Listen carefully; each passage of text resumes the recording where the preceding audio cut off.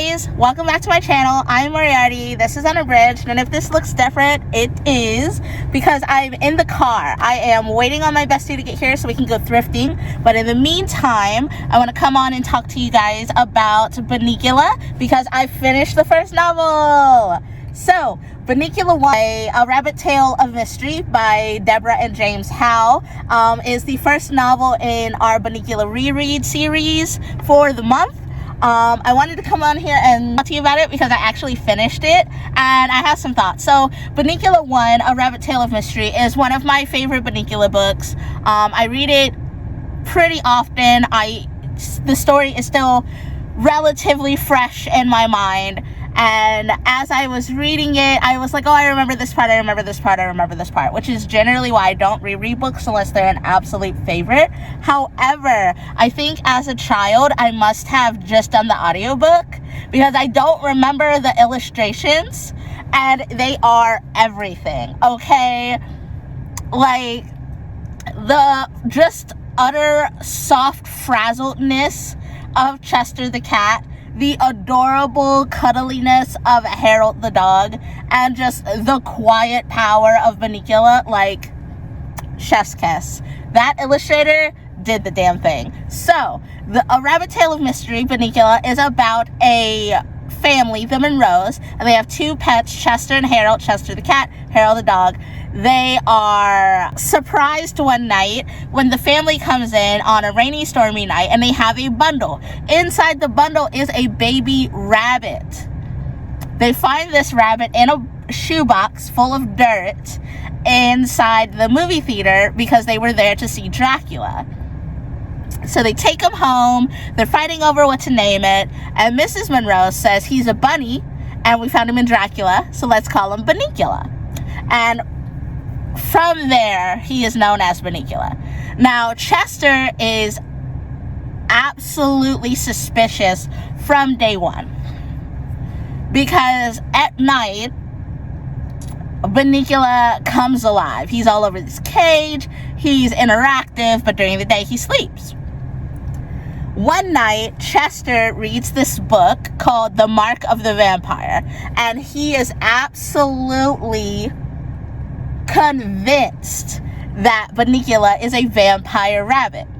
It does not help that eventually there are some vegetables in the Monroe's fridge that have tiny little markings in them and are white as a ghost and completely dry, juiceless, okay? So Chester is convinced that Bunnicula is a vampire and that he's sucking the juices out of vegetables. Now, who does this actually bother? Nobody.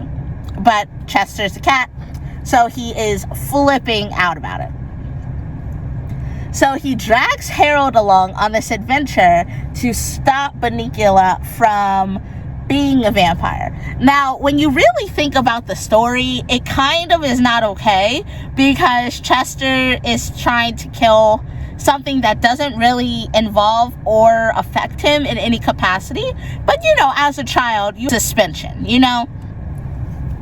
So as rereading it as an adult, like, it's still super cute and funny, but like my heart goes out a little bit for the rabbit because, yo, all he's doing is chewing on vegetables. Those vegetables were gonna get chewed on regardless. You know what I mean? Like, it's not really that big of a deal.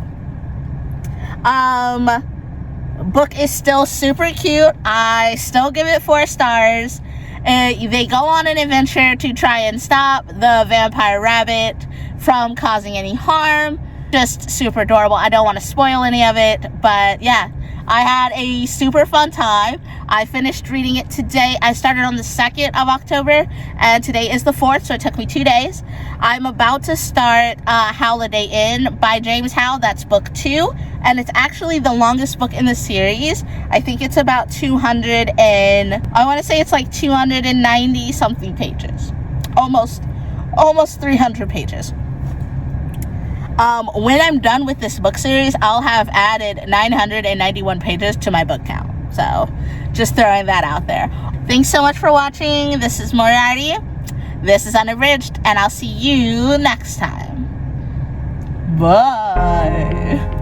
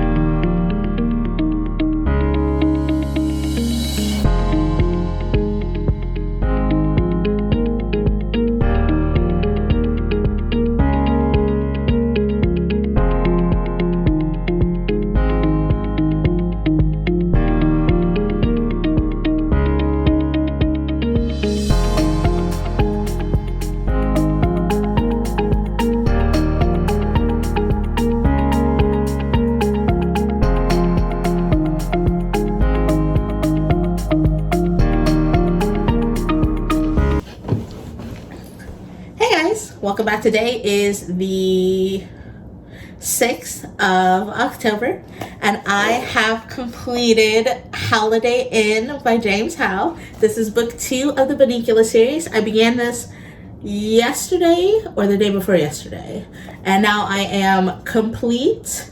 And this is my review. So Holiday Inn is book 2 of the Bunnicula series. It starts with Chester and Harold and Bunnicula learning that the Monroe family is going on vacation, and while they're going on vacation that the animals are going to be boarded. Now Harold has no idea what this means, but Chester is distraught, okay? He is hiding underneath cars. He is protesting the only way his furry body knows how. He is not having it. But they still manage to get him into the carrier, and off to Chateau Bow Wow they go. So they're boarded, and they find out that there are other animals there. There are 2 dachshunds that howl like werewolves. There is a cat named Lyle that thinks he is a secret agent. There is the personification of a jock from the 50s in a pit bull terrier. He's got the little turtleneck and everything. There's Georgette, a Southern belle, and then there's Louise, a French dog. Who else is there? There's Taxi, who's a dog from New York. Yeah, I think that's everything. So basically, you're introduced to this little community of animals, and then it comes out that Max and Georgette have this flirting relationship when Max is supposed to be with Louise. Louise is very jealous of Max and Georgette, even though Max tells her every chance he gets that there is nothing going on between them. One day, they wake up, and a whole bunch of things don't seem the way they should be. And Chester is convinced that there has been a murder. And one morning after a storm, they all wake up to find out that Louise is missing. Her bungalow area is kind of been ransacked, and the gate is open. So almost everyone thinks that Louise has just left. She's upset about Max. She's gone somewhere, and they're waiting for her to come back. But of course, Chester does not think so. He thinks that Louise has either been kidnapped or maybe murdered due to the amount of disarray that is in the room. And from there, the story picks up. Was she actually kidnapped? Was she actually murdered? Did Max and Georgette do it so that they could be together? Who else had opportunity? Who else had motive? And it's just a fun time. The puns, the humor, the laying out of the facts, the art of detection, as Chester calls it. It's just a great time. I gave this one 4.5 stars. It did drag just a skosh, and it is one of the longest books in the 7-book series. But overall, I think it was well done, and I did still enjoy my time reading it, even though I had read it before. The next book is Celery Stalks at Midnight.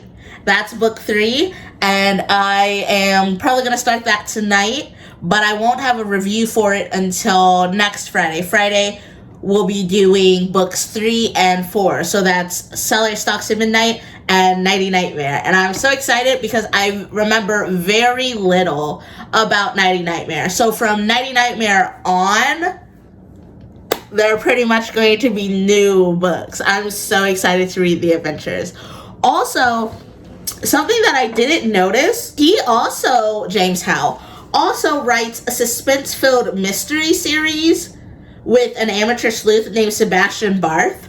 So I'm going to see if I can find those on ebook or Kindle or whatever, and see if I still like it? Is he one of those authors that like you like everything from him, or is it more of a like, oh, I really like the Bunnicula series but I don't like anything else, you know? So yeah, this is Moriarty. This is Unabridged. Thanks so much for listening to me ramble about children's books again, and I will see you next Friday. Bye.